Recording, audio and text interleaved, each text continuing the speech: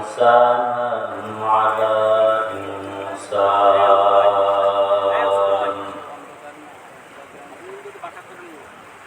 ونشهد أن لا إله إلا الله وحده لا شريك له لا ضد له ولا ند له ولا مثل له ونشهد أن سيدنا ومولانا محمدا عبده ورسوله اللهم صل على محمد النبي الأمي وعلى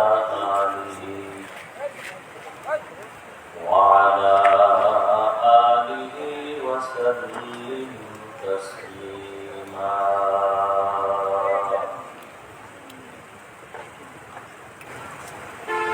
وبعد فأعوذ بالله من الشيطان الرجيم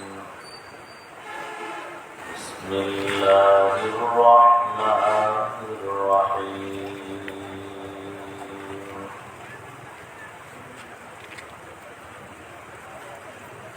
يا أيها الذين آمنوا اتقوا الله ولتنظر نفس ما قدمت لغد واتقوا الله إن الله خبير بما تعملون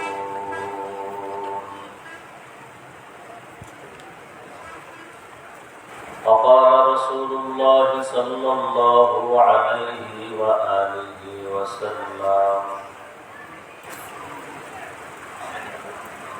الدنيا سجن المؤمن وجنة الكافر صدق الله مولانا العظيم صدق رسوله النبي الأمي الكريم ونحن على ذلك من الشاهدين والشاكرين والذاكرين والحمد لله رب العالمين سبحانك لا علم لنا إلا ما علمتنا إنك أنت العليم الحكيم رب اشرح لي صدري ويسر لي أمري واحلل عقدة من لساني يفقهوا قولي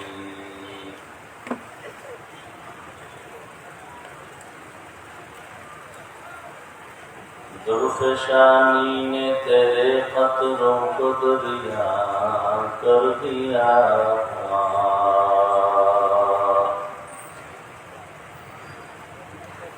دل کو روشن کر دیا آنکھوں کو بینا کر دیا حقیقت کھل جائے گی بوقت امتحان تیرے کہ سستی میں یا محنت میں گزاری زندگی تو نے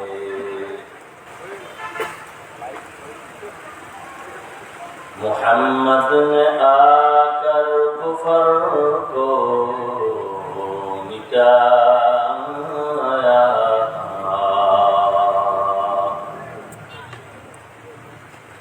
کفر کو مٹا کر صداقت بتایا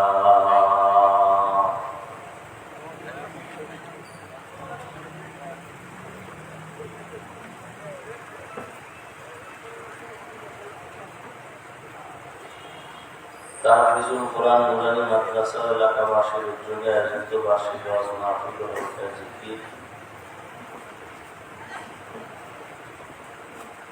27 April 2025 মাহফিলে উপস্থিত মোহতারাম সম্মানিত সভাপতি ডাক্তার আলিমুজ্জামান সাহেব, অন্যান্য অতিথিবৃন্দ, হযরত উলামায়ে কেরাম,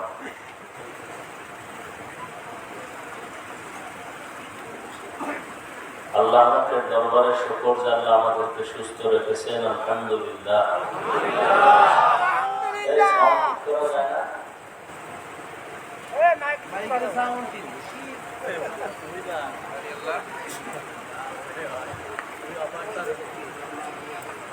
হাজারো লাখো মানুষের মধ্য থেকে বাছাই করে পৃথিবীর শ্রেষ্ঠ মজলিস, উলামায়ে আহলে হকের মজলিস, গুনাহ মাফের মজলিস,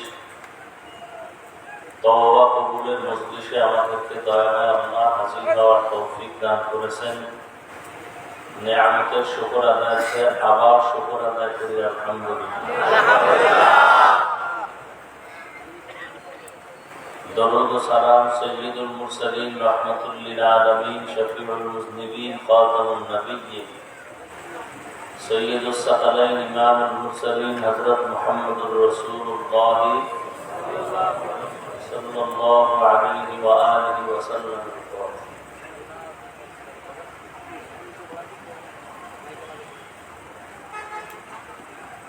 সর্বোপরি শুকর যাদের অক্লান্ত পরিশ্রমের মাধ্যমে আজ সুন্দর আয়োজন, সময় পরামর্শ অর্থ দিয়ে দোয়া করে উপস্থিত হয়ে মাইক লাইট প্যান্ডেলের ব্যবস্থাপনার মাধ্যমে সহযোগিতা যারা করেছেন, প্রত্যেককেই আল্লাহ পাক এই খিদমতের বরকতে দুনিয়াতে শান্তি, পরকালে মুক্তির ব্যবস্থা করে দেন। উলামায়ে কেরাম আলোচনা রেখেছেন, আপনারাও ধৈর্যের সাথে আলোচনা শুনছেন। উলামায়ে কেরামদের কথাগুলো সহিহ তরিকায় সবাইকে আমল করার তৌফিক দান করেন। উলামায়ে কেরামের ইজ্জতকে আল্লাহ বেশি বেশি বাড়ায়। উলামায়ে কেরামের বিরুদ্ধাচরণকারী যারা, আল্লাহ তাদের হেদায়েত দান করেন। আমি আপনাদের সামনে সংক্ষিপ্ত কিছু আলোচনা রাখার নিয়তে কোরআনে হাকিমের এক আয়াতে কারিমা তিলাওয়াত করেছি। নবীজির অসংখ্য হাদিস থেকে একটি হাদিসের অংশ পড়েছি। ইখলাস ও রুহানিয়াতের সমন্বয়ে সহিহ নিয়তে, সহিহ তরিকায়, সহিহ কিছু কথা আমাকে বলার মতো, আপনাদেরকে শুনবার মতো রব্বুল আলামিন তৌফিক দান করেন।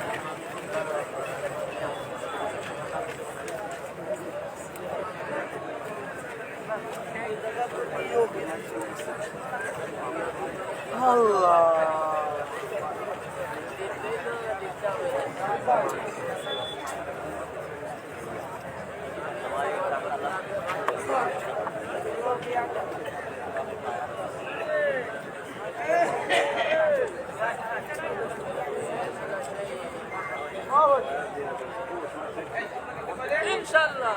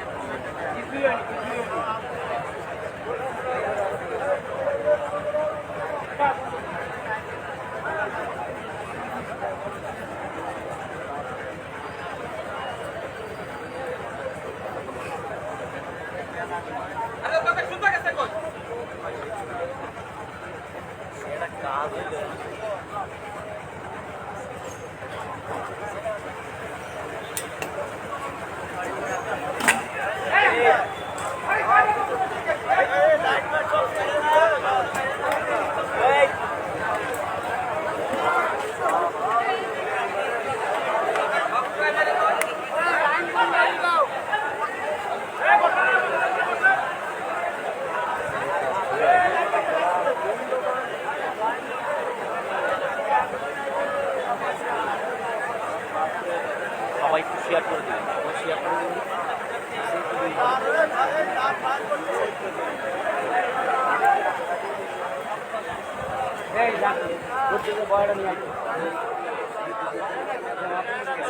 আর কারেন্ট অফ করে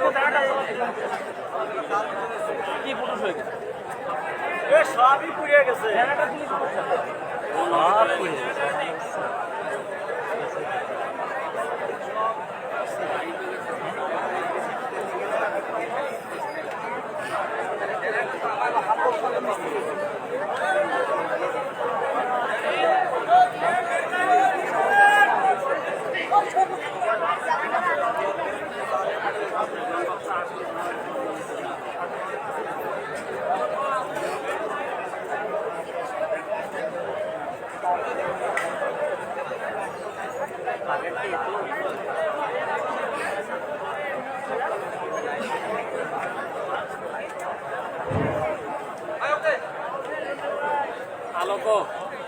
Allah zikir kar la ilaha illallah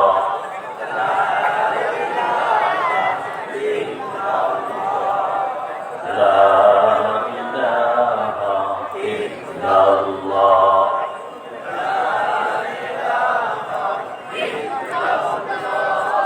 la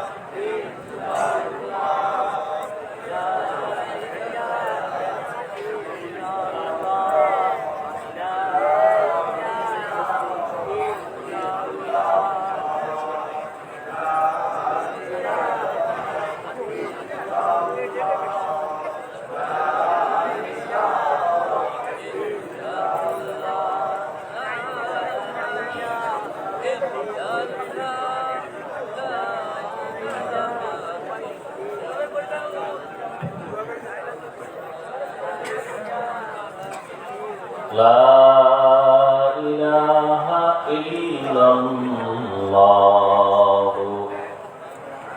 محمد رسول الله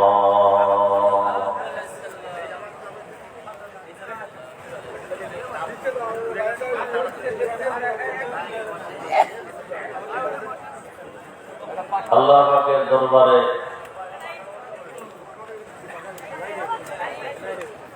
শুকর যে আল্লাহ আমাদেরকে বেহেশতের বাগানে হাজির হওয়ার তৌফিক দান করেছেন। শেষ পর্যন্ত আল্লাহ পাক এই দ্বীনি প্রোগ্রাম মাহফিল কামিয়াবির সাথে কবুল করেন।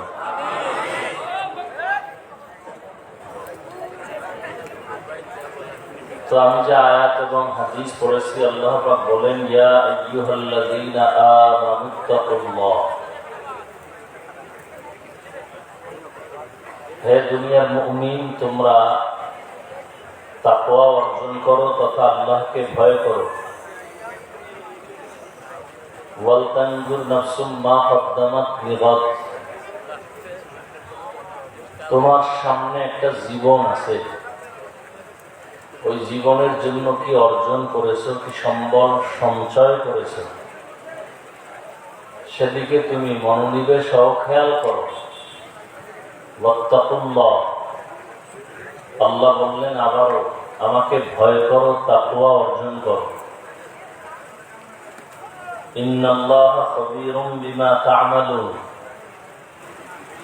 নিশ্চিত আল্লাহ পাক তোমার সমস্ত কর্মের খবর ও গ্রীন জানেন। নবীজি সাল্লাল্লাহু আলাইহি ওয়া আলিহি ওয়াসাল্লাম ইরশাদ করেন, আদ-দুনিয়া সিজনুল মুমিন ওয়া জান্নাতুল কাফির, দুনিয়াটা মুমিনদের জন্য একটা মুসিবতের জায়গা, জেলখানা। দুনিয়াদার বেঈমান যারা, এদের জন্য দুনিয়াটা শান্তির জায়গা, বালাখানা।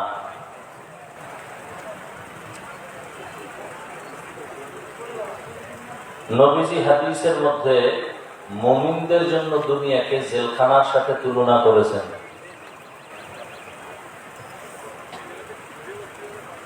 এর কারণ কি? এর কারণ হলো, জেলখানায় যে কোনো মানুষ যেতে চায় না, যদি কোনো কারণে যেতে হয় সেখানে সে থাকতেও চায় না। ঠিক যারা আল্লাহর প্রিয় মুমিন, তারা দুনিয়াতে আসার পরে এক তো আসতে চায় না, আল্লাহ পাঠিয়েছেন, তবে এখানে থাকার জন্য সে প্রস্তুত না, বরং এখান থেকে বের হওয়ার জন্য সদা অপেক্ষায় থাকে, কখন এখান থেকে চলে যাব।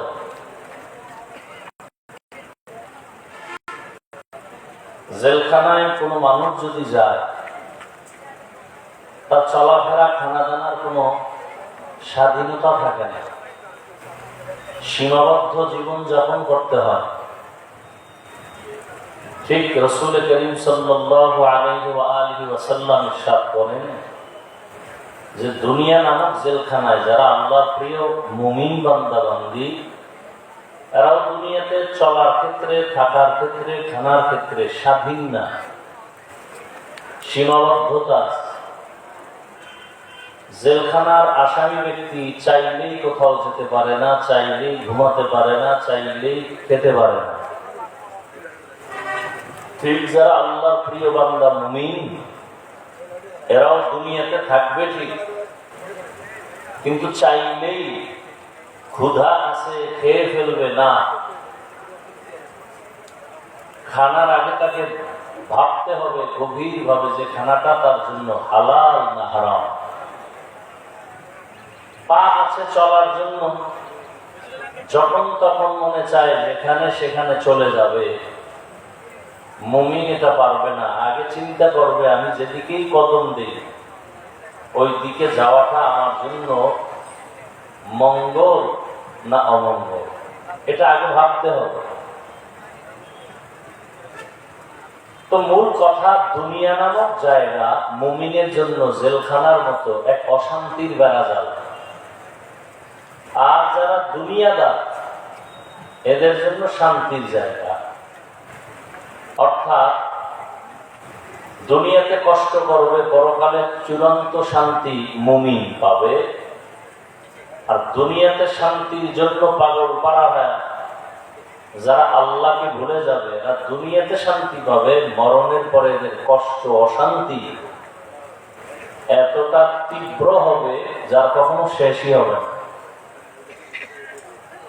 কি সমস্যাটা? পিছনে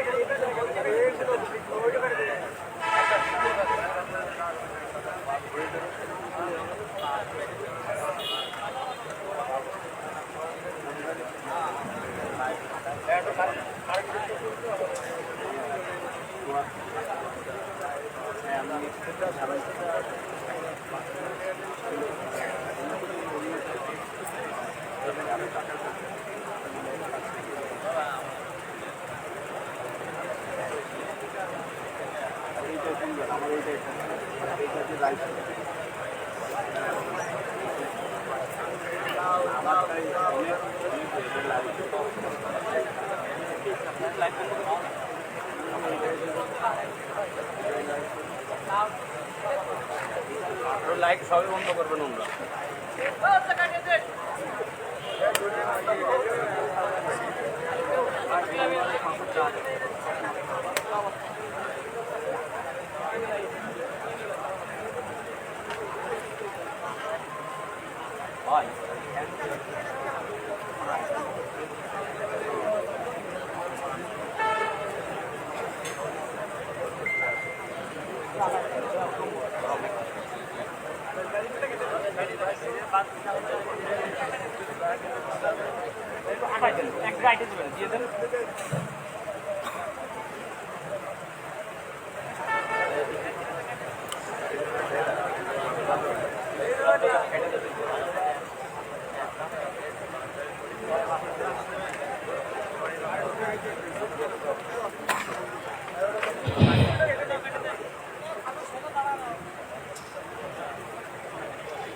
তো দুনিয়াতে শান্তি, পরকালে কষ্ট মুমিনের জন্য না বেঈমানের জন্য? বুঝেন নাই? দুনিয়াতে শান্তি, পরকালে কষ্ট বেঈমানের জন্য। আর দুনিয়াতে কষ্ট, পরকালে শান্তি একমাত্র মুমিনদের জন্য। রাসূল স্পষ্ট করে বলেছেন, আর মুমিন দুনিয়াতে শান্তির চিন্তা করতে পারবে না। কেন? দুনিয়াটা পরীক্ষার হল। আল্লাহ দুনিয়াতে পাঠিয়েছেন আমাদেরকে একটা কাজ করার জন্য। আর দুনিয়া মাজরাতুল আখিরাত, আখিরাতে সম্পদ অর্জন করার জায়গা দুনিয়া। এজন্য আল্লাহ রাব্বুল আলামিন বলেন, যারা মুমিন তাদেরকে, ইয়া আইয়ুহাল্লাযীনা আমানুত্তাকুল্লাহা ওয়াল তানজুর নাফসুম মা কদ্দামাত লিগাদ। মুমিন তোমরা আল্লাহকে ভয় করো, তাকওয়া অর্জন করো। সামনের জিন্দেগি যে তোমার আছে সে বিষয়ে তুমি তৈয়ারি নাও। কি অর্জন করেছো তোমার সামনের সে জীবনের জন্য? সে জীবনটা শুরু হবে তোমার চোখ বন্ধ হওয়ার পরে। ওই জীবনকে বলা হয় পরকাল জিন্দেগি। মৃত্যুর পরে যে জীবন শুরু হবে আর কোনো শেষ নাই। সেই জীবন অনন্ত কালের জন্য। আর এই দুনিয়া নামক জায়গায় কেউ চাইলেও আসতে পারবে না। জান্নাতীরা জান্নাতে গিয়া আল্লাহর কাছে আরজি পেশ করবে দুনিয়াতে আসার জন্য, আবার নেক আমল করবে, হবে না? আল্লাহর জন্য আগেই সতর্ক করলেন, দুনিয়াতে আমি পাঠিয়েছি তোমাকে আখিরাত কামাই করার জন্য। قال رسول الله صلى الله عليه وآله وسلم الدنيا خلقت لكم وأنكم خلقتم للآخرة। নবীজি বলেন, দুনিয়া নামক গ্রহ, দুনিয়া নামক জায়গা মুমিন তোমার জন্য বানানো হয়েছে। তোমাকে দুনিয়ার জন্য বানানো হয় নাই, বরং দুনিয়া তোমার জন্য বানানো হয়েছে। আসমান, জমিন, গ্রহ, নক্ষত্র যা কিছু আছে, বাতাস, পানি, সূর্যের আলো, চাঁদের আলো, সবকিছু বান্দা তোমার জন্য। তোমাকে দুনিয়ার জন্য বানানো হয় নাই, খানার জন্য বানানো হয় নাই, ঘুমানোর জন্য বানানো হয় নাই, বরং ঘুম তোমার জন্য, খানা তোমার জন্য, বাজার তোমার জন্য, পানি, বাতাস সবকিছু তোমার জন্য। তুমি কার জন্য? কার জন্য?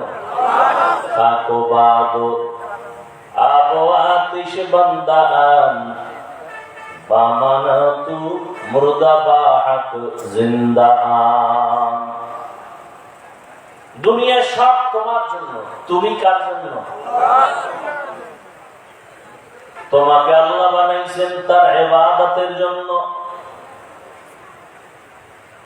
তুমি আল্লাহর ইবাদত করার জন্যই, তোমার কাজ আর কোনো কাজ নাই। দুনিয়াতে মানুষ যতক্ষণ থাকবে একটা কাজ, ইবাদত। কয় কাজ? কি নাম? কার ইবাদত? একমাত্র আল্লাহর ইবাদত। ইবাদত বলতে দুনিয়ায় তুমি যা কিছুই করবা, যা কিছু বলবা, সব ইবাদত। এমন একটা কাজ নাই, কথা নাই যেটা ইবাদতের বাউন্ডারির বাইরে যাবে। তোমার জীবনের সব কাজই ইবাদত। ইবাদতের চাদরে তোমাকে আটকায় দেওয়া হয়েছে। তুমি বাথরুমে যাইবা, তাও তোমার ইবাদত বানায় যেতে হবে। তুমি খানা খাইবা, তোমার খানাটা যেন কুকুরের মতো না হয়।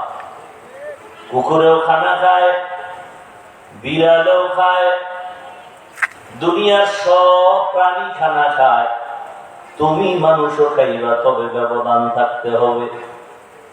কুকুরের খানা ইবাদত না, কুকুরের ঘুম ইবাদত না। সব প্রাণীও খাবে, তুমিও খাইবা, তবে মানুষ, তোমার খানা হবে ইবাদত। অন্য প্রাণী ঘুমাইবে, তুমিও ঘুমাইবা। অন্য প্রাণী ঘুম ইবাদত হবে না, তোমারটা ইবাদত হবে। কারণ দুনিয়া সব তোমার গোলাম, আর তুমি শুধু কার গোলাম? আল্লাহর গোলাম। অতএব তুমি যা করবা সব আল্লাহর জন্যই করবা। দুনিয়াতে যা কিছু তুমি করবা ইবাদতের বাইরে কিছুই নাই। ঘুমাও, ব্যবসা চাকরি করো, লেখাপড়া করো, সব তোমার ইবাদতের পর্দা আটকানো। যদি তুমি ইবাদত বানাইয়া করো, বলে ইবাদত বানায় করো কিভাবে? বলে ইবাদত বানায় করার দুইটা শর্ত মেনে করলে ইবাদত হবে। তুমি জীবনে যা কিছু করবা সব কিছু আমার আল্লাহকে রাজি করার জন্য, আল্লাহ সন্তুষ্টি অনুযায়ী, এবং তুমি যা কিছু করবা সব হবে রাহমাতুল লিল আলামিনের আদর্শ অনুযায়ী। আমি খানা খাইতেছি আল্লাহর সন্তুষ্টির জন্য, কার তরিকায়? রাসূলের আদর্শ অনুযায়ী। বলে আল্লাহর সন্তুষ্টির জন্য যদি খানা খাই, তাহলে আমার খানাটা হবে দস্তরখান সহ। আল্লাহর সন্তুষ্টির জন্যই যদি খানা খাই, তার মানে আমি আল্লাহকে সিজদা দিব, নামাজে আমি সময় কাটাবো, রমজানে রোজা রাখবো, আমার এই আল্লাহর সন্তুষ্টির জন্যই যদি খাই, তাহলে মানি হল আমি আল্লাহর ইবাদতে আমার শক্তি লাগবে, আর শক্তি অর্জনের জন্য আমার খানার প্রয়োজন। আমার খানা খাইলে শক্তি হবে, শক্তি দিয়ে কি আমি গুনাহ করবো না ইবাদত করবো? তাহলে আল্লাহর সন্তুষ্টির জন্য খাই, তার মানে আল্লাহর সন্তুষ্টির একমাত্র কাজ ইবাদত। আর সে ইবাদত করতে হলে শক্তি লাগবে, শক্তি অর্জনের জন্য খানার দরকার, এজন্য খাই। হতে হবে রাহমাতুল লিল আলামিনের আদর্শ অনুযায়ী। আমি ঘুম যাই তাও আল্লাহর সন্তুষ্টির জন্য। আল্লাহর সন্তুষ্টির জন্য ঘুম যাওয়ার মানে হলো, আমি যদি ঘুম না যাই আমি দুর্বল হয়ে যাব, ক্লান্ত হয়ে যাব, আমার ইবাদত করতে ঝামেলা হয়ে যাবে। আল্লাহকে সন্তুষ্টি রাখার জন্য যেন আমার কোনো ঝামেলা আমাকে আটকাইতে না পারে, জন্য আমার ঘুমও দরকার। এটা আল্লাহ দিয়েছেন আমার সুস্থতার জন্য। আলাম নাজআলিল আরদা মিহাদা ওয়াল জিবালা আওতাদা وجعلنا الليل لباسا وجعلنا النهار معاشا। রাত আল্লাহ দিয়েছেন প্রত্যেকটা প্রাণীর আরামের জন্য। সমস্ত চিকিৎসা বিজ্ঞানীরা একমত, মানুষের জীবনের সুস্থতার জন্য রাতের ঘুম হলো তার মহা ঔষধ। রাতের ঘুম না দিনের ঘুম? রাতের ঘুম সারা দুনিয়ার মানুষের শরীরকে পরিপূর্ণ সুস্থ রাখার এক মহা ফ্রি ঔষধ। রাতের ঘুম সারাটা দিনও যদি কেউ ঘুমায়, রাতের ঘুমের বরকত দিনের ঘুমে আসে না। তবে রাতের ঘুম পুরা রাত না, সন্ধ্যা রাতের ঘুম শরীরের ঔষধ না, শেষ রাতের ঘুম শরীরের ঔষধ না, একমাত্র মধ্যরাতের ঘুম হলো শরীরের জন্য এক মহা ঔষধ। কোন রাতের ঘুম? মধ্যরাত। চিকিৎসা বিজ্ঞানীরা বলে মধ্যরাত বলতে 10টা থেকে 2টা 3টা পর্যন্ত। এরপরে তুমি উঠো, ওই শেষ রাতের ঘুম আর তোমার শরীরের জন্য ঔষধ না। এজন্যই তো হাদিসে পাকে আল্লাহর রাসূল বলেন, প্রত্যেক রাতের শেষ অংশে আল্লাহ পাক প্রথম আসমানে আসেন, তার বান্দা বান্দীকে ডাকেন। কে আসেন? কোথায়? কোন দিন বলেন? প্রতি রাতে প্রথম অংশে। কোন সময়? অতি অগভীর হয় রজনী যখন, নীরবে প্রভুর নাম জপিও তখন। প্রভুর করুণা যদি পাইবারে চাও, গভীর রাতে উঠে প্রভুর গুণগান গাও। প্রত্যেক রাতের শেষ অংশে আল্লাহ আসেন। কেন আসেন? বান্দাকে কিছু দিতে না বান্দার থেকে নিতে? নিতে। আপনাদের তো কিছু দরকার নেই।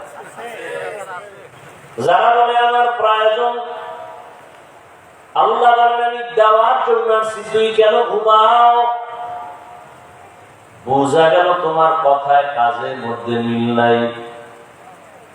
যদি তোমার কিছু প্রয়োজনই হয়, আমি আল্লাহ দেওয়ার জন্য আসি। প্রতি রাতের শেষ ভাগে এমন একটা রাত নেই যে আমি আসি না। আল্লাহ এসে নবী বলেন, আল্লাহ ডাকেন আর বলেন, আলা মিন মুস্তাগফিরিন ফাগফির লাহ, আলা মিন মুস্তারজিকিন ফাআরযুকা। কার রিজিক দরকার চাও, আল্লাহ দেওয়ার জন্য আছে। সুবহানাল্লাহ। কে অপরাধ করেছো, ক্ষমা চাইবা, চাও আমি ক্ষমা করে দিব। আল্লাহ দেওয়ার জন্য আসছেন, নেওয়ার জন্য না। কিন্তু যারা প্রয়োজন এই বান্দাগুলো ঘুমায় না। যত নবী যত রাসূল শেষ রাতে আল্লাহর সাথে কথা বলেছেন, সমস্ত আইম্মায়ে সাহাবায়ে কেরাম আল্লাহর সাথে কথা বলেছেন। এমনকি আল্লাহর প্রিয় কিছু বান্দাই জমিনে ছিল, রাতের এক অংশ পর্যন্ত ঘুমায় না। 1 থেকে 2 ঘন্টা ঘুমাইয়া আল্লাহর ইবাদতে আল্লাহর সাথে কথা বলার জন্য সারা রাত কাটায় দিতেন নামাজের মুসাল্লায়। আল্লাহ পাক বলেন, আমি দেওয়ার জন্য আসি, তাহলে আমি ঘুমাই কেন? আল্লাহর সন্তুষ্টির জন্য, রসুলের তরিকা মতে, বলে নবীর আদর্শ মতে ঘুম মানি। নবীজি বলেন, কেউ যদি এশার নামাজ পড়ে ঘুমিয়ে যায়, আবার ঘুম থেকে উঠিয়া ফজরের নামাজ আদায় করে, নবীজি বলেন এই যে এশা থেকে ফজর পর্যন্ত ঘুমাইল, এই ঘুমটাও তার ইবাদতের পাল্লায় ওজন করা হবে। যে এশার নামাজ জামাতে পড়লো, এরপরে ঘুমায় গেল, আবার উঠে সে ফজরের নামাজ জামাতে আদায় করছে, এই মাঝখানের সময়টা যে ঘুমাইলো, এটাও নেকের পাল্লায় উঠে যাবে।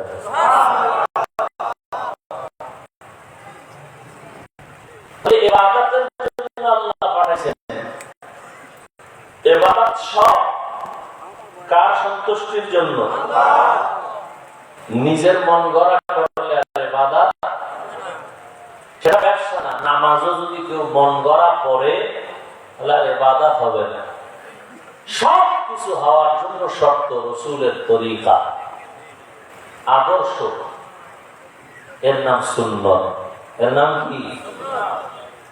তো কো যাও সুন্নতে আহমদ কো যা, বা মুহাম্মদ কে বুয়ত নিসবত তোরা মান আহাব্বা, সুন্নতি কওলে রসুল মর্দায়ে কানা মাই হাম কুন কবুল। রহমতের নবীর আদর্শ।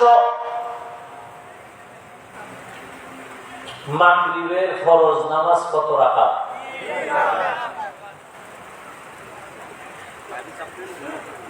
বুঝেন না আপনার? মাগরিবের ফরজ নামাজ কত রাকাত?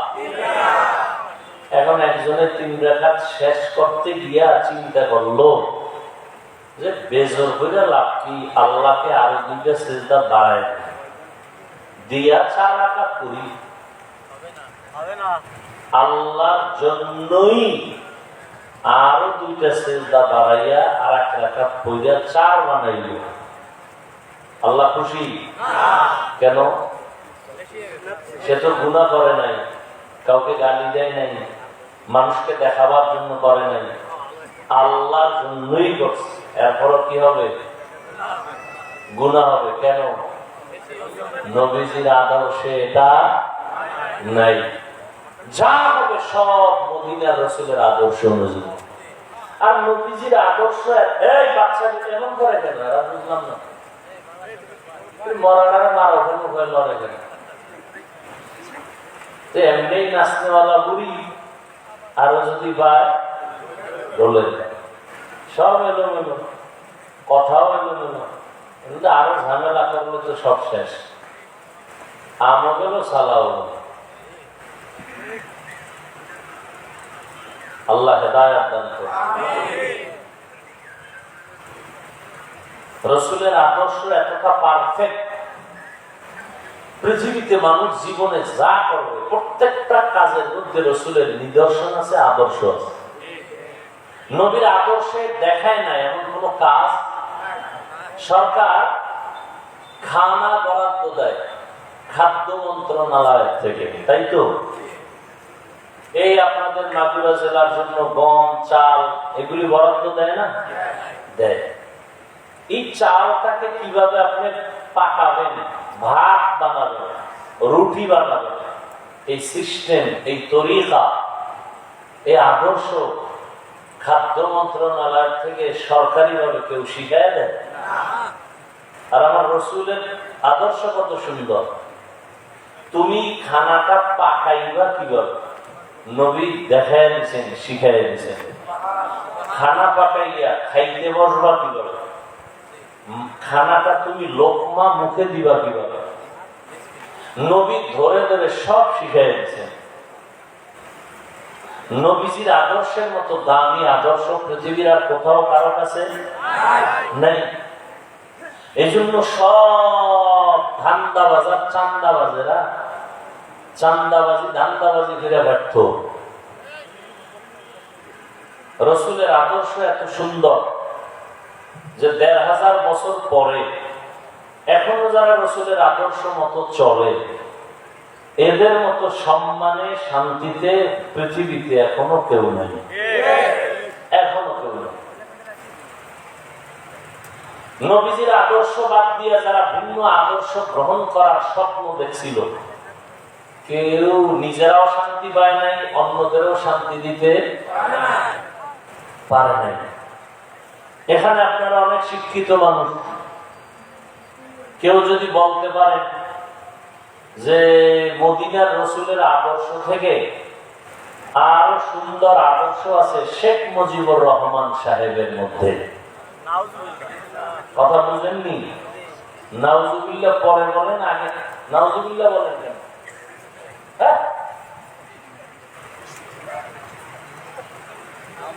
নাউজুবিল্লাহ বলেন কেন? রসুলের আদর্শ জবাই হয়ে গেছে, কষ্ট লাগে না? নেতার আদর্শ উল্টা পাল্টা হইলেই কষ্ট লাগে, নাউজুবিল্লাহ বলেন কেন? হারাম খাইতে খাইতে দুনিয়াদারের গোলাম হয়ে গেছে, নাউজুবিল্লাহ বলেন। শেখ মুজিবুর রহমানের আদর্শ বাস্তবায়নের জন্য কল্লা দেয়, জিয়াউর রহমান সাহেবের আদর্শ বাস্তবায়নের জন্য কল্লা দেয়, আর হেনে ভাই নাউজুবিল্লাহ বলে। আপনার নাউজুবিল্লাহর ভ্যালু কি? আপনি রসুলের আদর্শই যদি মানেন, দাড়ি নাই কেন, টুপি নাই কেন, নামাজ নাই কেন, পর্দা নাই কেন, সুদ খান কেন, ঘুষ খান কেন, বেপর্দায় চলেন কেন? হট করে নাউজুবিল্লাহ বলে ফেললেন। সমাজে সুদের ব্যবসা চলে কেন, ঘুষের ব্যবসা চলে কেন, মানুষ হত্যা করা হয় কেন, মানুষের বাড়ি গাড়িতে ডাকাতি আর জুলুম করা হয় কেন?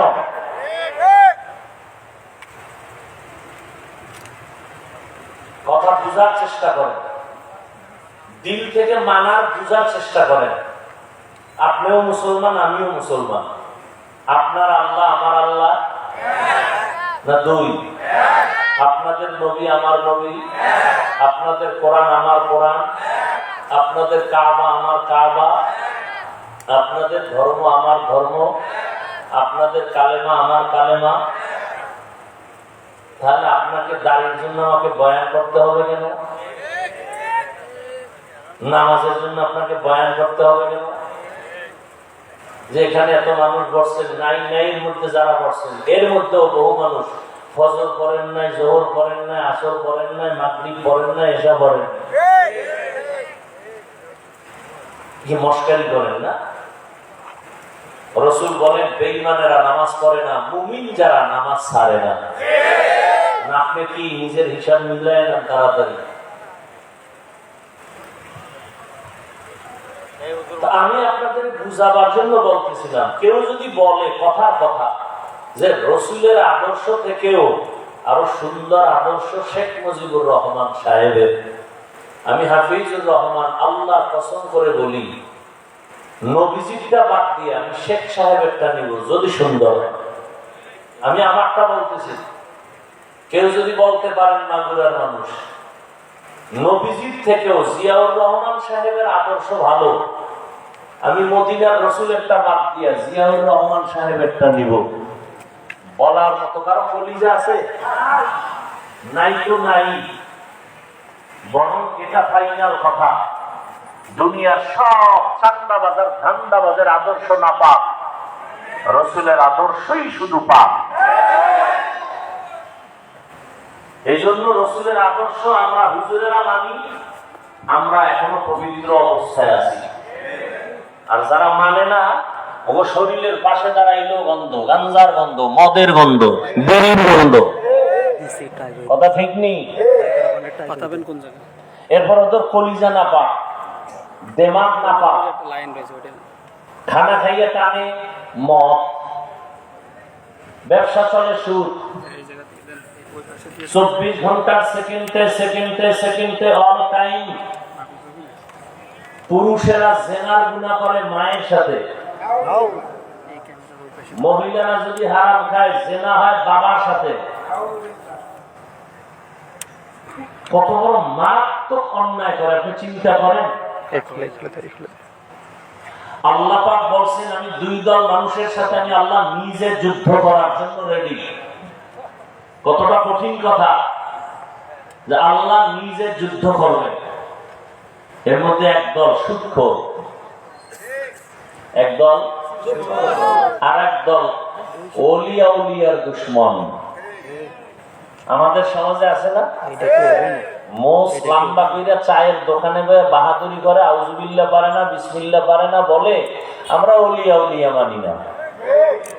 সারা বাংলাদেশে বলেছি, আল্লাহর জাতের কসম করে আজও বলে গেলাম, যারা বলে ওলিয়া উলিয়া মানি না, এরা কোরআন মানে না, বুখারী শরীফ মানে না, এরা ভণ্ড। এদেরকে যারা ভণ্ড বলে না, তারাও ভণ্ড। আমার এই কথা সন্দেহ করলো তার ইমান দুর্বল হয়ে যায়। এই জমিনে যারা ওলিয়া উলিয়া মানে না, এরা কোরআনও মানে না, বুখারীও মানে, তাহলে এরা হক না বাতিল? এদেরকে যারা বাতিল বলবে না, তারাও কি বাতিল।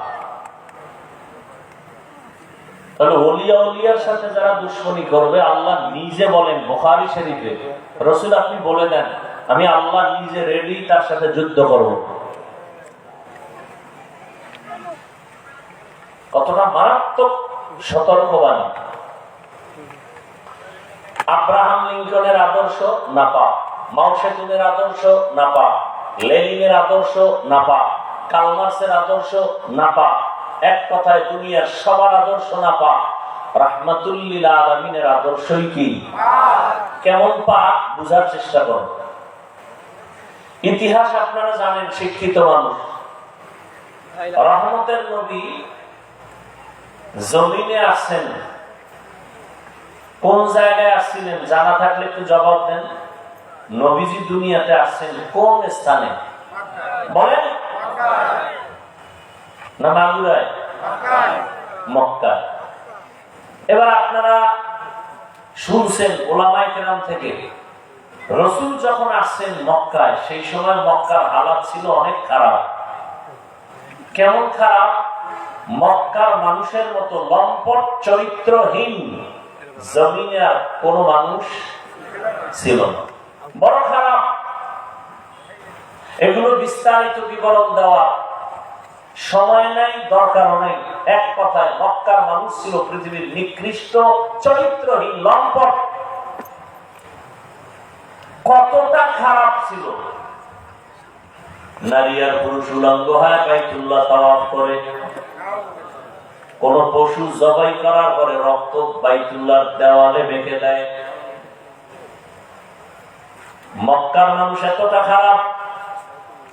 রহমতের নবী আসছে, দীর্ঘ 40 বছর পর্যন্ত রহমতের নবী কোনদিন কাউকে বলে নাই নামাজ পড়ো, কালেমা পড়ো, জিকির করো, তেলাওয়াত করো। 40 বছর পর্যন্ত নবী কাউকে দাওয়াত দেন নাই। সবাই মুশরিক, কাফের। নবী সবার সাথে হাসি মুখে চলতেছেন, সবার সাথে হাসি মুখে চলেন, সুন্দর ব্যবহার। 40 বছরের ব্যবহারে মক্কার খারাপ মানুষগুলো রাসূলের ভক্ত হয়ে গেল অন্তর দিয়া। আব্দুল্লাহ ছেলে মুহাম্মদ একটা মিথ্যা কথা বলে না জীবনে, জীবনে কোনোদিন একটা গালি দেয় নাই, হাজারো গালি শুনছে, নবী গালির জবাব দেন নাই। মক্কার কাফের মুশরিকেরা রহমতের নবীর আদর্শ দেখা পাগল হয়ে গেল। কেমন আব্দুল্লাহর সন্তান, দুইটা চোখ মোবারক গরম করে রহমতের নবী কারো দিকে তাকান না, চোখ গরম করে তাকান না। কতটা শান্ত, কতটা ভদ্র, কতটা নম্র। 40 বছর পরে আল্লাহ পাক নবীকে কোরআন অবতীর্ণ করলেন, দাওয়াত শুরু হয়ে গেল। রহমতের নবী কোরআন পায় দাওয়াত শুরু করলেন। এবার একদল নবী ভালো জানিয়েও কালেমা পড়ে না, আর একদল এক আওয়াজে নবীর হাতে কালেমা পড়ে। মক্কার এই চরিত্রহীন মানুষগুলো রহমতের নবীর হাতে হাত লাগাইয়া কালেমা পড়ার পরে এরা এতটা দামি হয়ে গেছে, আল্লাহ জিব্রাইলকে পাঠায় বলে লিস্টি নিয়ে নবীর কাছে দাও, লিস্টির মধ্যে যাদের নাম আছে ঘোষণা করে দাও এরা বিনা হিসাবে জান্নাতি। কয়জন? 10 জন সাহাবা। দুনিয়াতেই তারা গ্রান্তি জান্নাতের সুসংবাদ পেয়ে গেলে, জানা থাকলে বলেন প্রথমে কার নাম, দ্বিতীয় কার নাম, তৃতীয় কার নাম, চতুর্থ কার নাম? এরকম 10 জন সাহাবা জান্নাতের অগ্রিম সুসংবাদ পেয়ে গেলেন রাদিয়াল্লাহু আনহু আজমাইন। এই যে মক্কার খারাপ মানুষগুলো জান্নাতের সুসংবাদ পাইলেন দুনিয়াতে জিন্দা অবস্থায়, এরা এত খারাপ ছিল। কেমন খারাপ আপনারা তো জানেন। যেই রহমতের নবীকে এক নজর মহব্বতের দিকে তাকাইলেই, মাত্র এক নজর, জাহান্নামের আগুন হারাম। এবার বুঝেন নবীর চেহারা কেমন মায়ার নবী আমার। যেই রহমতের নবীর চেহারা মোবারকে এক নজর দিলে 7 দিনের ক্ষুধা পেটের মধ্যে থাকে না। কেমন রহমতের নবী, যেই রহমতের নবী রাস্তা দিয়ে যখন চলেন সূর্যের গরম যেন কষ্ট না হয়, মেঘের খণ্ড ছায়া দেয়। রহমতের নবী, কেমন রহমতের নবী, যার শরীর মোবারকে মশা মাছি পড়ে না, হারাম। নবীজি রাস্তা দিয়ে যখন চলেন গাছ দুপার্শ্ব থেকে নত হয়ে রাসূলকে সালাম দেয়। রহমতের নবী যেখানে কদম দেন সেখান থেকেই দীর্ঘ বছর শুধু মেশকের ঘেরান আসতে থাকে। সুবহানাল্লাহ। আম্মা জান আয়েশা রাদিয়াল্লাহু আনহা বলেন, রহমতের নবীর ঘাম বোতলের মধ্যে ভরে রাখতাম, আর ওই ঘাম গুলো আমরা বড় বড় অনুষ্ঠানে আতর হিসেবে ব্যবহার করতাম। ইমামুল আউয়ালিন আল আখিরিন বাহরে সাদকা রাহমাতাল লিল আলামিন। এমন মায়ার নবী, গর্তের পিপিলিকা আল্লাহর কাছে আরজি পেশ করে নবীকে দেখবে, সাপ অপেক্ষা আছে নবীকে দেখার জন্য। এতটাই নবীর আশিক সব মাখলুকাত। সেই নবীজিকে 13 বছর দেখলো আবু জাহাল, কালেমা পড়ে নাই। কয় বছর? নবীর সামনাসামনি দেখছে, কথাও শুনছে, বয়ানও শুনছে, কালেমা পড়ে নাই। হাতের মুষ্টিতে পাথর নিয়ে কয়, এই আব্দুল্লাহর ছেলে, নাম কি? সাল্লাল্লাহু। আমার হাতের মধ্যে কি আছে বলো তো? বললে কি হবে? বললে তোমার পুরস্কার দেব। কি দিবা? বলে আমি তোমাকে কালেমা পড়ে তোমার নবুয়তকে মেনে নিব। নবী বললেন আমি তো বলতে পারি না আপনার হাতে কি আছে। কেন? বলে আমি গাইবের মালিক না। গাইবের মালিক কে? তবে নবী বললেন হাতের মধ্যে যা আসো তোর একটা আওয়াজ দে। নবী যে কথা বলা মাত্র পাথরগুলো কালিমায়ে শাহাদাতের আওয়াজ দিল। এত বড় নিকৃষ্ট বেঈমান আবু জাহাল পাথরগুলো মাটিতে ফেলে বলে তুমি বড় জাদুকর। অন্যদিকে 27 বছরের এক যুবক সন্তান, কয় বছর, তরবারি নিয়ে দৌড়ায় আমার নবীকে জবাই করার জন্য।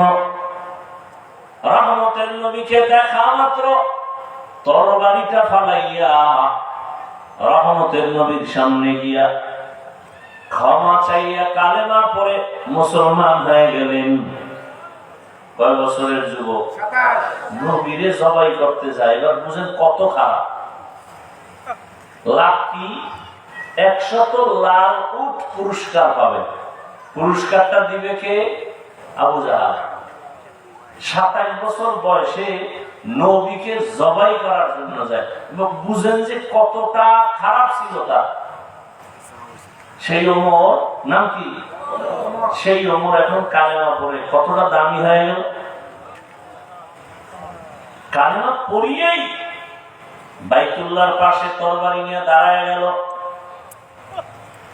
ভাষণ দিয়া দিল, এই মক্কার কাফের মুশরিকেরা, মুহাম্মদের বিরুদ্ধে কথা বললে আমার সামনে দাঁড়া, আমার তরবারি তোমাদের জন্য যথেষ্ট। নবী কলিজা দিয়া দোয়া করলেন, আল্লাহ ওমরের এত পাওয়ার দান করেছেন, ওমর এখন যেই রাস্তা দিয়া চলে শয়তান ওই রাস্তায় আসে না। ওমরের দেখলেই দৌড়। এটা চিন্তা করেন তো 1 মিনিট, এই ওমর কেমন ওমর? শয়তান আল্লাহর সামনে চ্যালেঞ্জ দিয়ে সেজদা করে না আদম রে, এত বড় নিকৃষ্ট। সে ওমরের দেখলে দৌড়ায়। যুবক ছেলেটা মদের বোতল নিয়ে রাস্তা দিয়ে হাঁটে, হঠাৎ করে নজর করে দেখে অপর পার্শ্ব থেকে ওমর আসতেছে। যুবক ভয়, যদি ওমর দেখে আমার হাতে মদের বোতল তো কল্লা ফেলে দিবে। বোতল ফালাইয়াও দিতে পারে না, ওমরের নজর লেগে গেছে। মনে মনে আল্লাহরে ডাক দিছে, আল্লাহ মরে গেল আর মদ খাবো না, ওমরের হাত থেকে আমাকে বাঁচাও। ওমর কাছে আসছেন, যুবক মদের বোতল আর বোতলটা আমার হাতে দাও। কি আছে তো জানি না, দেখি। যুবক তো কাঁপতেছে, দাও। যুবক তো দিল থেকে আল্লাহকে ডাকছে আর তওবা করছে। দিলের কান্না বড় দামি, দিলের তওবা বড় দামি।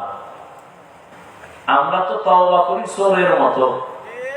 চোরের যখন পেটের বাড়ি দেয় ওকে আর জীবনে চুরি, কিন্তু যে বিদায় মনে মনে কয় সুযোগ পাইলে তোরেও ছাড়বো না। যুবক তো তওবা অন্তর থেকে করে ফেলছে। বোতলটা ওমরের হাতে যাওয়া মাত্র ওমর তাকায় দেখে 1 ফোঁটা মদও নেই, পুরা বোতলে সাদা দুধে ভরা। শুধু কি তাই, ওমর তো নাই, 1500 বছর হয়ে গেল, এখনো সে ওমরের পাওয়ার। এখনো যে নাম রাখছে ওমর, দেখবেন সে খুব গরম। যার নাম আবু বকর সে খুব নরম। শুধু তাই না, আমি বলে গেলাম, পারলে আমল করেন, করবেন না তো কপাল খারাপ। প্রতিদিন যদি কেউ ঘুমের আগে অজু সহকারে ঘুমায় আর বুকের উপরে খালি আরবিতে 3টা অক্ষর লেখে, আইন মিম রা ওমর, এটা আঙ্গুল দিয়ে যদি বুকের উপরে লেখে ঘুমায়, মৃত্যুর আগের দিন পর্যন্ত কোনোদিন ঘুমে স্বপ্ন হবে না, দোষের স্বপ্ন হবে না, খারাপ কিছু দেখবে না স্বপ্নে। খালি ওমরের নামটা আইন মিম রা 3টা অক্ষর বুকে লিখবে আঙ্গুল দিয়ে। এবার বুঝেন ওমর বেড়া কেনা, বুঝেন না রসুলকে জবাই করতে যায় কত বড় টপ লেভেলের টেররিস্ট। সেই ওমর সম্পর্কে রসুল বলেন, আমি মুহাম্মদের পরে নতুন আল্লাহ যদি আরেকজন নবী বানাইতেন ওমর হতো নবী। ওমর কি নবী? তার মানে আল্লাহ আমি মুহাম্মদের পরে আর কোন নবী বানাবেন, অতএব ওমরও নবী না, আর গোলাম আহমদ কাদিয়ানীও নবী না। অথচ টাকা খাইয়া এই জমিনে বহু লোক আছে কাদিয়ানির পথে, এবং আরো কিছু লোক কাদিয়ানি বানাবার অপচেষ্টা করে শুধু টাকার জন্য, আর কিছু না। না আরবি পারে, না আউযুবিল্লাহ পারে, না বিসমিল্লাহ পারে, না কালেমা পারে, শুধু এই ধান্দাবাজি, শুধু টাকার জন্য। অথচ মানুষের টাকা অশান্তির মূল চাবি, শান্তি না। কি টাকা শান্তি দেয়? ওই টাকাওয়ালারা কই? 10 তলা বিল্ডিং এর মাস্তানি কইরা লাভ কি যদি জঙ্গলে ঘুমাইতে হয়? সুইস ব্যাংকে টাকা রেখে লাভ কি যদি টাকাগুলো বংশের কেউ খাইতে না পারে? এই বাহাদুরি করে লাভ আছে কি? এর সেই রিক্সা ড্রাইভার শান্তিতে আছে, কোনো টেনশন নেই। টাকা শান্তি দেয় না, শান্তি কে দেন? আল্লাহ। এজন্য এমপি সাহেবের চেয়ারের মেয়াদ শেষ, কিন্তু আল্লাহ যাদেরকে কোরআনের বরকতে সম্মান দিয়েছেন, এই চেয়ারের কোনো মেয়াদই নেই। আছে? আল্লাহ দেওয়া সম্মান, আর মানুষ টাকা দিয়ে কিনে সম্মান। টাকা দিয়ে যারা সম্মান কিনে, এদের প্রথমে ফুলের মালা, ফাইনাল জুতার মালা।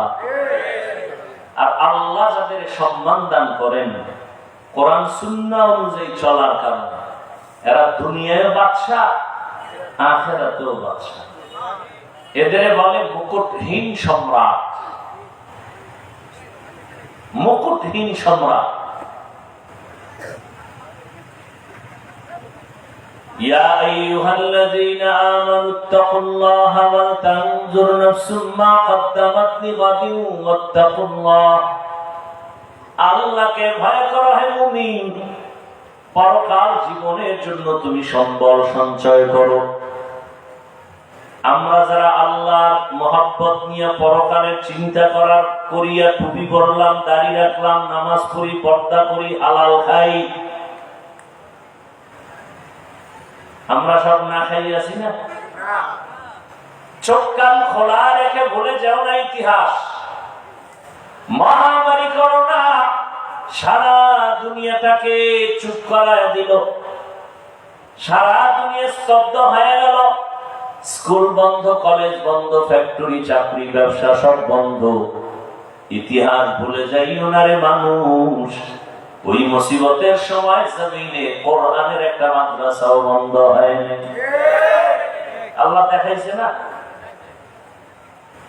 কত চাকরিজীবীর চাকরি নাই, একজন হুজুরও না খায় মরে নাই। লেখাপড়া শিখাইলো মা বাবা টাকা খরচ করিয়া, কিন্তু এমন কুলাঙ্গার হয়েছে, বাবারে করোনায় যখন আক্রান্ত করলো, সন্তান ট্রিপল মাস্ক লাগায় ঘুরে, বাবার লাশের কাছে যায় না করোনার ভয়। কিন্তু সেই সময় শত শত করোনার লাশ আমার দেশের টুপিওয়ালারা কাঁধের মধ্যে নিয়ে গোসল করাইলেন, জানাজা পড়ায়, কাফন পড়ায় কবরে রাখছেন। একজন হুজুরেও করোনায় মরে নাই, আর মাস্কওয়ালারা মরে নাই। কি যমুনা গ্রুপের মালিক সুটকি হয়ে গেছে।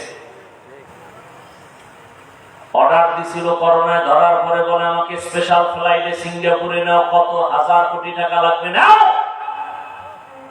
আমার আত্মাটা ফিরায় দাও। দুনিয়ার সব তারপরে আছে, 3টা সাদা কাপড়ের প্যাকেট হয়ে চলে গেল। তার সন্তানেরা সমাজ রক্ষায় মাঝে মাঝে বাবার নামে খাওয়া হয়, কিন্তু মা বাবার জন্য কান্না করে দোয়াও করে না। আর দোয়া শিখায় না, বা বাবা কেমনে করবে? শিখাইছে? শিখায় নাই। মাদ্রাসায় গিয়ে দোয়া শিখছে মা বাবার জন্য, রব্বির হামহুমা কামা রাব্বায়ানি সাগীরা। এখন সে মা বাবার জন্য দোয়া করে। আর যারা কোরআনের রাস্তায় তালা লাগায়, জেনারেল পথে দৌড়াইছে আল্লাহরে বাদ দিয়া, এরা দোয়া শিখে না, এরা শিখছে দুনিয়ার লাইনের কবিতা। ক্রিং ক্রিং টেলিফোন, হ্যালো হ্যালো হ্যালো, কে তুমি কাকে চাও বলো বলো বলো, এই আমল তামল। দেখেন একটা ছেলে স্কুলে গিয়ে পরে সরোয়া সরোয়া সরায়া, এটার আবার ব্যাখ্যা বানাইছে। সরায়াতে অজাগর, সরায়াতে আপা। এর বানায় বলতেছি ঠিক এই অক্ষরগুলো মাদ্রাসায় গিয়ে যখন পড়ে তখন শিখে। সরাতে অজু, সরায়াতে আল্লাহ। দেখছেন নি ব্যবধান? কথা বলেন না, আকল নষ্ট হয়ে গেছে নাপাক খাইয়া। যার চোখে চশমা লাগানো, গ্লাস কালো, সে প্যান্ডেলে ঢুকেই বলে যে বাতি কালো কেন? সমস্যা বাতি না চোখে গজব? এই নারীবাদীরা রাস্তায় নামছে, অধিকার চায়। কে তোমাকে অধিকার? তো ইসলাম অধিকার দিয়ে দিছে পুরুষের থেকে বেশি সম্মান। ইসলাম দিছে, পৃথিবীর কোন ধর্মে নারীর সম্মান দেয় নাই, নারীকে করছে অপমান। হিন্দুদের ধর্মে নারীর উপরে জুলুম, খ্রিস্টান ধর্মে নারীর উপরে জুলুম, ইহুদি ধর্মে নারীর উপরে জুলুম। একমাত্র ইসলাম নারীর সম্মান বাড়িয়েছে। এখন যারা চরিত্রহীন লম্পট, ওরা নারীদেরকে রাস্তায় নামাইতে চায় পণ্য হিসাবে ব্যবহার করার জন্য। নারীরাও পাগলায় রাস্তায় নামতেছে, আর ধর্ষিতা হচ্ছে, এসিড মারতেছে। স্বর্ণ কেউ রাস্তায় বানায় রাখে? স্বর্ণ থেকেও দামি নারী।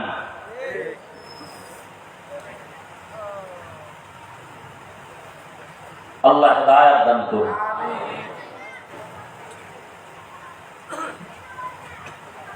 দুনিয়ার পেছনে পড়ে আস, না দুনিয়া পাইল না আখিরাত পাইল।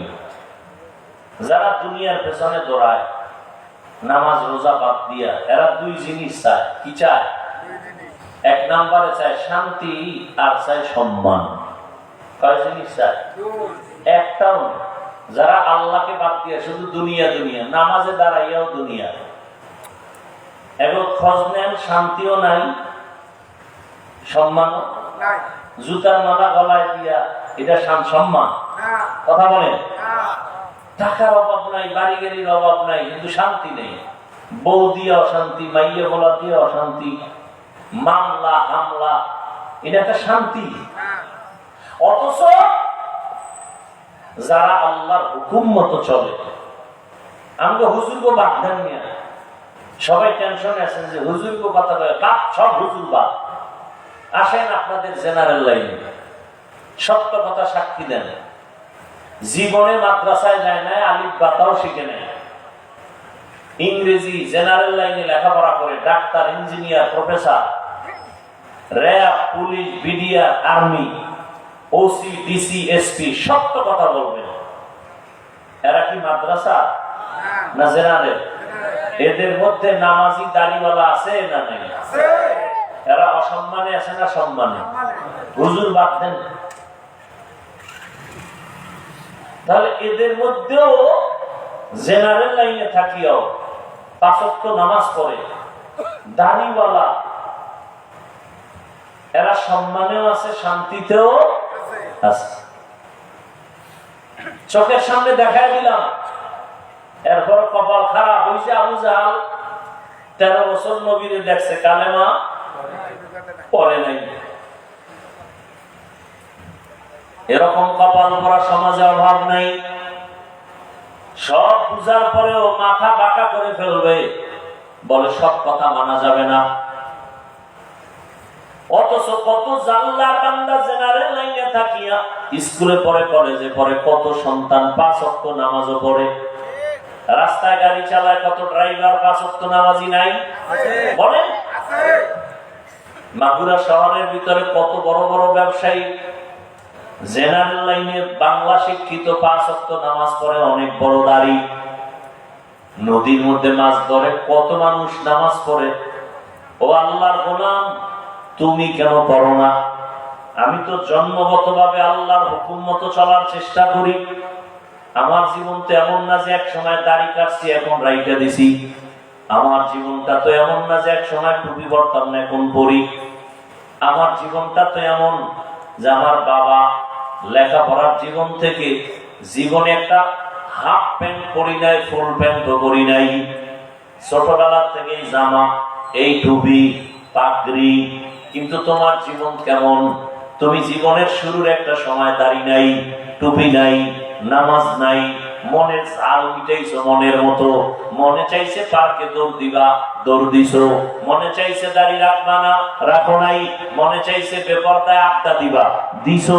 মনে চাইছে তুমি সিনেমা হলে যাইবা, দৌড়ায় গেছো। এই যে একটা শখ মিটাইছো, শখ এখনো কি মিটে নাই?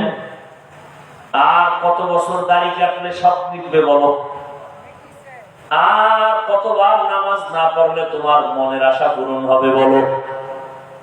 আর কত বছর তুমি সুদ ঘুষ খাইলে, মদ পান করলে, নেশা পান করলে তোমার আশা পূরণ হবে বলো? এবং এই কথাটাও আমাকে বলে দাও, তোমার হায়াতের বাকি আর কত? চোখের সামনে লাশ আর লাশ। কয়দিন আর বাহাদুরি? বাড়িওয়ালার বাড়ি পড়ে আছে, বাড়িওয়ালা নাই। কত টাকাওয়ালা সব সারিয়া কবরে চলে গেল। কয়েক মাস হয়ে গেল, ঢাকা একটা থানা আছে, বাগদা থানা, আসেনি? ওই জায়গায় এক টাকাওয়ালা মারা গেল। ফেসবুকের যারা মুরিদ আপনারা তো ভুলে গেছেন, সবার জানার কথা। বাবাই মরে গেছে, শিক্ষিত দুইটা সন্তান রেখে গেছে, কুলাঙ্গার। এই কুলাঙ্গার শিক্ষিত দুইটা সন্তান বাবার লাশটা রাস্তায় ফালাইয়া দুইজনে ঝগড়াই করলো বাবার সম্পদ নিয়া।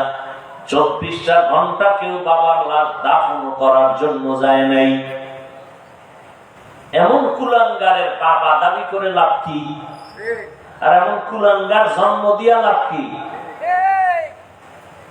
10টা সন্তান নিয়ে লাভ নাই, আদর্শ সন্তান একটা নাও। তার মানে এইটা কইল না আবার ছেলে হোক মেয়ে হোক দুটোর বেশি নয়, একটা হলে ভালো হয়, না হইলে আরো ভালো। এই চালাকি কইল না, খবরদার। কপাল পুরলে কিন্তু সব শেষ। মাওলার সাথে চালাকি করে কেউ টিকতে পারে না, আর কেউ পারবেও না। ভাইরা আমার, 1500 বছর পরে রহমতের নবীর আদর্শ এখনো যারা মেনে চলে, এদের মতো শান্তিতে কেউ নাই। আমি কিন্তু হুজুরদের চাপটার বাদ দিয়েই বলতেছি, এখানে বহু শিক্ষিত জেনারেল লাইনের মুসলমান। আরে আপনিও মুসলমান, আমিও মুসলমান। আপনার আমার আল্লাহ এক, নবী এক, কোরআন এক, কাবা এক, ধর্ম এক, কালেমা এক। বিদায় বেলা কাফনের কালার হবে এক, কাফনের সংখ্যাও হবে এক। আমি বক্তা সম্মানে একটা কাফন কেউ বাড়াইয়াও দিবে না, আপনি টাকাওয়ালার সম্মানে একটা কাফন কেউ বাড়াবে না। রিক্সা ড্রাইভার গরিব হওয়ার কারণে একটা কাফন কেউ কমাইয়াও দিবে না। কালারও হবে এক, কাফনের উপরে লেখাও থাকবে না কোটিপতির লাশ, লেখা থাকবে। তাহলে মাস্তানি করে লাভ কি? যত বাহাদুরি কাফনে ঢুকলে সব শেষ। সাদা কাপড়ে ঢোকার পরে সব বাহাদুরি শেষ। কে ধনী কে গরিব লেখা আছে, সব শেষ। এই বাহাদুরি কবরে যাওয়ার আগেই দেখা গেল নাই, কাফনে ঢুকছে সব শেষ। এখন এটা কি গোলাম না মালিক, ইমাম না মুক্তাদি, ডাক্তার না রোগী, খবর নেই, সব এক হয়ে গেল। এবার কবরে রাখার পরে প্রশ্নও কিন্তু, রবের পরিচয় দাও, ধর্মের পরিচয় দাও, রাহমাতুল লিল আলামিনের পরিচয় দাও। কবরে নেওয়ার পরে জিগাইব না তুমি কি পীর সাহেবের মুরিদ, জিগাইবে? জিজ্ঞাসা করা হবে না তুমি তাবলীগওয়ালা নি, তুমি কওমিওয়ালা, তুমি কি মাদ্রাসায় পড়ছো, তুমি কোরআন শরীফ পড়ছো, তুমি হাফেজে কোরআন, তুমি মাওলানা, তুমি মুফতি না মুহাদ্দিস, জিগাইব? প্রশ্ন তিনটা সবার বেলায়, আমাকে আপনাকে একই। এই রবের পরিচয় দাও, ধর্মের পরিচয় দাও, রাহমাতুল লিল আলামিনের পরিচয় দাও। এই তিনটা প্রশ্নের জবাব যারাই দিবে নবীজি বলেন তার কবর হবে রাউযাতুম মির রিয়াজিল জান্নাহ। আর যারা এই তিন প্রশ্নের জবাব দিতে পারবে না, সে যত বড় ভাগ্রিওয়ালা হোক না কেন, তার কবর হবে হুফরাতুম মিন হুফারিন নার, জাহান্নাম। এখন জবাব দিতে কারা পারবে? আমরা হুজুরেরা। কথা বলেন না? আরে মিয়া, হুজুর বাদ দেন। যারা জান্নাতের টিকিট হাতে পেয়েছেন, একটু আগে বলছিলাম না, জান্নাতের টিকিট হাতে পেয়েছেন কে? আবু বকর, ওমর, ওসমান, আলী।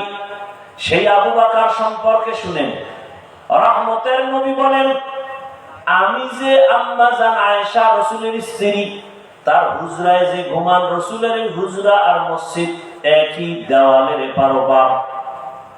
তা কি এরকম বিল্ডিং নাকি? আর খেজুর পাতার ঘর নিয়ে। নবীজি বলেন, আমি এশার নামাজ পড়ে ঘুমিয়ে গেলাম। নবী ঘুমাইলে চোখ বন্ধ থাকে, পলক ঘুমায় না। নবী বলেন, মাত্র ঘুমে গেলাম, রাতের গভীর, হঠাৎ করে কানের মধ্যে আওয়াজ আসতেছে, মসজিদ থেকে কে যেন কান্না করতেছে। কে শুনতেছে? নবী। নবী বলেন, আমার ঘুম ভেঙে গেল, আমার হুজুরার পাশেই তো মসজিদ। আমি সজাগ হইয়া বের হইলাম, বের হইয়া দেখি মসজিদের মধ্যে দাঁড়ায় দাঁড়ায় একজনে কাঁদে, নামাজের হালাতে। কিছুক্ষণ অপেক্ষা করে দেখি কে কান্না করে। নজর করে দেখলাম সাধারণ কেউ না, জান্নাতি প্রথম সাহাবী আবু বকর নামাজে দাঁড়ায় কাঁদতেছে। জান্নাতি সাহাবী কাঁদে। নামাজের পরে নবীজি গাইলেন, ও আবু বকর, আপনি নামাজে কাঁদলেন কেন? আল্লাহর আদালতে দাঁড়াইয়া হিসাব দেওয়ার ভয়ে। কেন? আপনি না জান্নাতি? 10 জনের ভেতর আপনি প্রথম। আবু বকর বলেন, ইয়া রাসূলুল্লাহ, আপনিই তো বয়ান করেছেন কিয়ামতের ময়দান এতটা ভয়ঙ্কর হবে, হাসরের মাঠে নারী আর পুরুষ সবাই উলঙ্গ দাঁড়াবে, সূর্যটা নিচে নেমে আসবে, সূর্যের গরমে জমিনটা তামা হয়ে যাবে, জাহান্নামের আওয়াজ। নবীরা পর্যন্ত গুনাহ নাই, কিন্তু তারা কান্না করে বেকারার হয়ে যাবে। কেমন কঠিন হালাত হবে ওই সময়। আমি আবু বকরের কি উপায় হবে? আল্লাহ যদি ডাকেন আর বলেন, আবু বকর, আমার মহব্বতে কি আমল নিয়ে আসো? আমি যদি বলি, হে আল্লাহ, নামাজ রোজা তেলাওয়াত নিয়ে আসছি। আল্লাহ যদি বলেন, আমি যেইভাবে নামাজ চাইছি ওইভাবে নামাজ পড়তে পারো নাই, আমি যেইভাবে জিকির চাইছিলাম ওইভাবে আমাকে জিকির উপহার দিতে পারো নাই, বাপ তোমার আমল নিয়ে যাও, জাহান্নামের হ্যান্ডকাপ লাগায় দাও। নবীরা যদি কাঁদেন, তবে আবু বকরের উপায় কি হবে? এবার বুঝেন তো, আবু বকরের মতো ব্যক্তি সে কে? শুধু তার বিষয়ে আলোচনা করলে রাত পার হয়ে যাবে। রাসূল বলেন, দুনিয়ার সব মুমিনের আমল যদি এক পাল্লায় দেওয়া হয়, আবু বকরের মাত্র 2টা আমল যদি আরেক পাল্লায় দেয়, আবু বকরের 2 আমল সারা দুনিয়ার মুমিনদের আমল থেকে ভারী। ওমর বলতেছে, আবু বকর, আমি ওমরের সব আমল নিয়ে যান, আপনার 2টা আমল আছে দামি, আমি জানি, ওইটা আমারে দেন। আবু বকরকে আল্লাহ নিজে জিব্রাইলকে পাঠায় বলে, আজকে আবু বকরকে আমি আল্লাহর পক্ষ থেকে স্পেশাল সালাম দাও। সেই আবু বকর কাঁদতেছেন কিসের ভয়? তা আপনি কোন জগতের মাস্তান?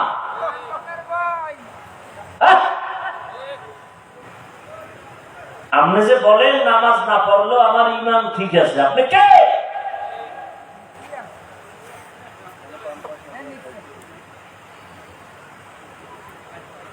আল্লাহর ভয় কিচ্ছু নাই। সুদের সাথে যারা জড়িত, এদের হজ কবুল হবে না, নামাজ কবুল হবে না, রোজা কবুল হবে না, দান সদকা কবুল হবে না, তওবা না করা পর্যন্ত একটা মোনাজাত জীবনে কবুল হবে না। আপনি 1000 বার হজ করেন, একটা লাভবাইকও কবুল হবে না, বরং 24 ঘন্টার সেকেন্ডে সেকেন্ডে সেকেন্ড অল টাইম কবিরা গুনাহ। তওবা না কইরা যদি কেউ মরে, চিরস্থায়ী জাহান্নামী। কয়দিন? পূজা মিলাই পর হারাম খাইও। সুদখোরেরা যত মুনাজাত দিবে, একটা মুনাজাত মৃত্যুর আগ পর্যন্ত তওবা না করলে কবুল হবে না। কোটি কোটি টাকা দিয়ে যদি মাদ্রাসা মসজিদ বানায় দেয়, এক বিন্দু সওয়াব পাবে না।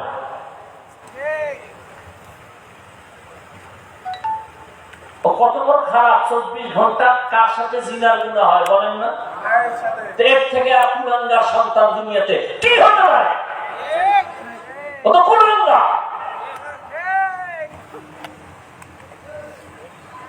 ও তো ভালো সন্তান নয়। আল্লাহ হেদায়েত দান করুন। এই সব কিছুর মূলে বয়ান তো আপনারা এই সুদ খাওয়া হালাল না হারাম? আপনারা আগের থেকে জানেন না, তারপর আমগুলো রাগ করেন কেন? আমি যে বয়ানগুলো করছি, যদি আগামী জুমায় কোন ইমাম সাহেব করে, খতিব সাহেব, কমিটির লোক বলবে 1 মাস বাড়িতে ঘুরে আইলেন, রেস্টে থাকেন, ঠিক নেই? কেন কেন? শিয়ালের হাতে মুরগি আমানত। কার হাতে আমানত? মুরগি শিয়ালের হাতে দিলে যা হয়, সুদখোরের হাতে মসজিদ মাদ্রাসার চাবি দিলে তো তাই হয়। আল্লাহ হেদায়েত দান করুন। চান্দাবাজি আর ধান্দাবাজির জীবন তো কম দেখলেন না, এবার তওবা হবে।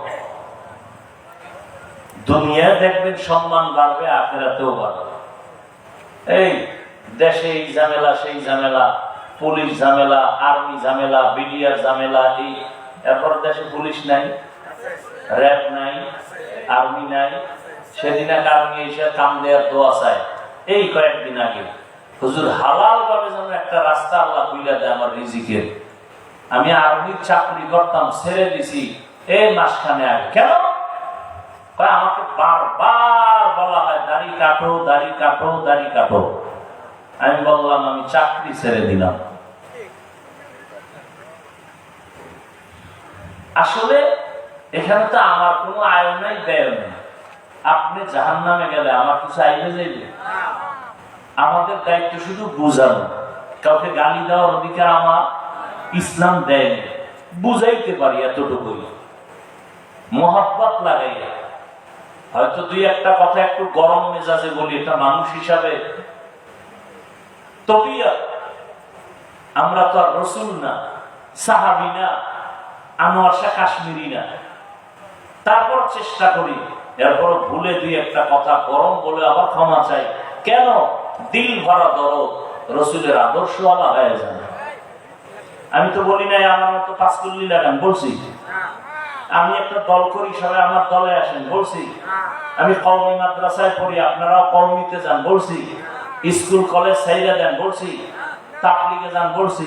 আমার দরকার নাই তো, আমি চাই না তো এগুলো। আমি চাই আপনি স্কুলে পড়েন, পড়েন, কলেজে পড়েন, পড়েন, ডাক্তার হবেন, আলহামদুলিল্লাহ, তবে বেয়াদব হয়ে। আপনি ইঞ্জিনিয়ার হন, প্রফেসর হন, এমপি হন, মন্ত্রী হন, বেয়াদব হয়ে না। বেয়াদব মার্কা ডাক্তার হলে তাসলিমা নাসরিনের মতো জুতা খাইয়া দেশ থেকে পালাতে হবে। এই বাংলাদেশটার কিছু নাগরিক আছে টাকার মাস্তানি করে, কিন্তু দেশটাকে চেনে না। দেশকে মনে করে যা করবো তাই। সোনার বাংলাদেশ এমন দেশ, এখানে ইসলামের বিরুদ্ধে যে বলবে ওর পতন হবে মরার আগে। এ দেশটাই দেশ। এখানে যত মাস্তান থাক, ইসলামকে বাদ দিয়ে কারো মাস্তানি চলবে না। বারবার বারবার দেখার পরও লজ্জা হয় না। এত ফিডা খাওয়ার পরে, আন্দোলনের পরে একটা লাইনে দেশ চলে, এরপরও কিছু কুলাঙ্গা নারী লইয়া রাস্তায় নামছে। মানে জুতার বাড়ি খাইছে, লজ্জা হয় নাই তো? ওই আমার আম্মায় কয়, যারে কথায় ধরে না ওরে জারুর বাড়িতেও ধরে। আবার নাই খাওয়ার জন্য রেডি হইতেছে। ও চিনে না বাংলাদেশের মানুষ কেমন। দাড়ি নাই, টুপি নাই, কিন্তু ইসলামের বিরুদ্ধে কথা সহ্য করে না। এই দেশ বাংলাদেশ। ওই গ্রামে কয় না, সুখে থাকলে ওই ভূতে কি লেগেছে একদলের, আমার মেয়ে খাওয়ার জোগাড় হইতেছে।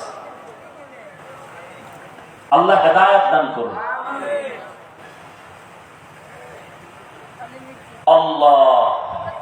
তাহলে আপনি স্কুলে পড়েন, কলেজে পড়েন, চাকরি করেন, ব্যবসা করেন, সব করেন।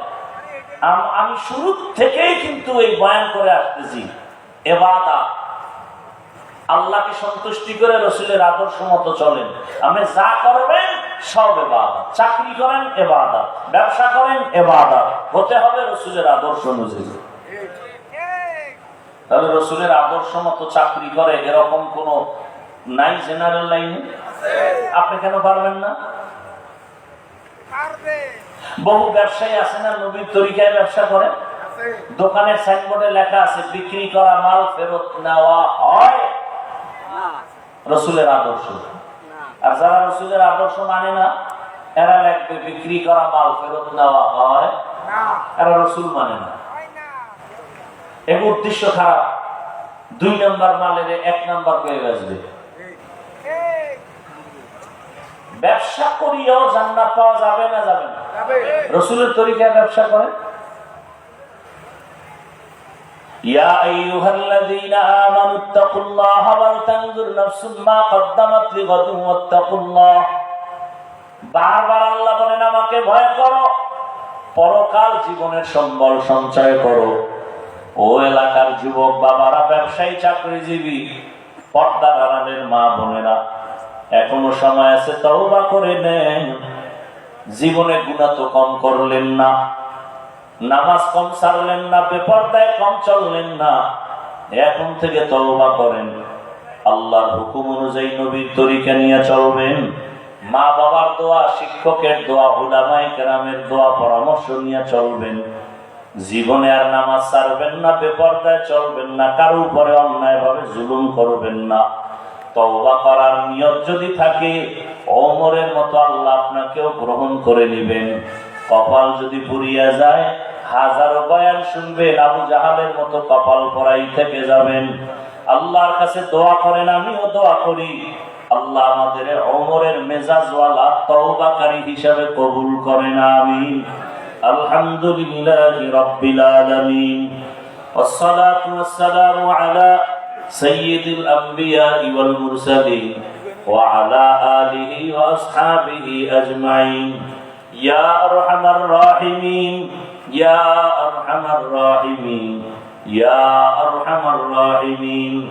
রব্বিরহামহুমা কামা রাব্বায়ানি সাগীরা।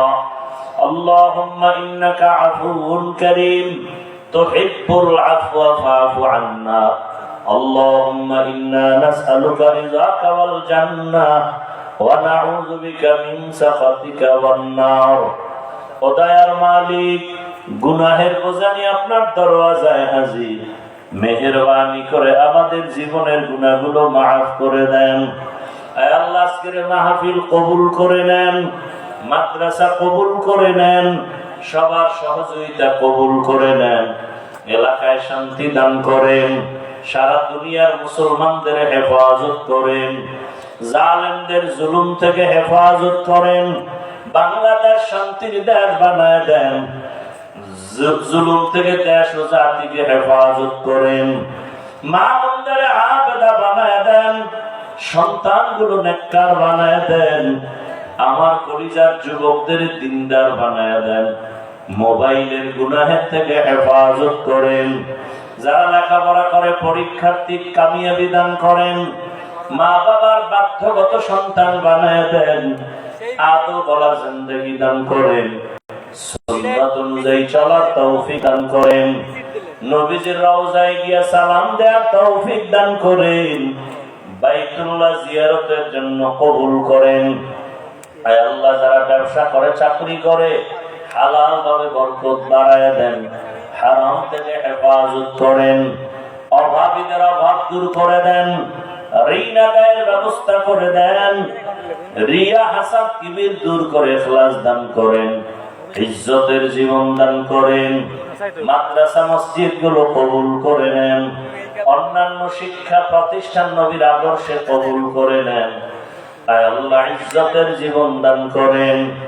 আয় আল্লাহ দ্বীনের খাদিম হিসেবে কবুল করে নেন, আপনার ওলিদের বন্ধু বানায় দেন। আয় আল্লাহ সুন্নত অনুযায়ী চলার তৌফিক দান করেন। আয় আল্লাহ তাআলা রিয়া হাসাদ কিবির দূর করে দেন। সারা দুনিয়ায় খিদমতের জন্য